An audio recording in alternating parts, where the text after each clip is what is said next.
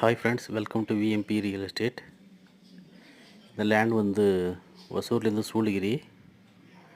சூளகிரிலேருந்து கொஞ்சம் முன்னாடி போனீங்கன்னா சரவண பவன் ஹோட்டல் இருக்குது. அந்த ஹோட்டலுக்கு டெட் ஆப்போசிட்டில் ஒரு 1 கிலோமீட்டர் தான்.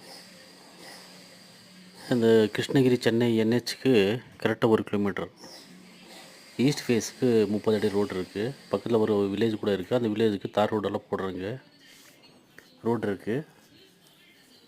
ஆல்ரெடி போரெல்லாம் போட்டிருந்தாங்க. இபி லைனெல்லாம் இருக்குது. ஆனால் யூஸ் பண்ணுறவங்க எதுவும் யூஸ் பண்ணல. கிணறு கூட இருக்குது. இதில்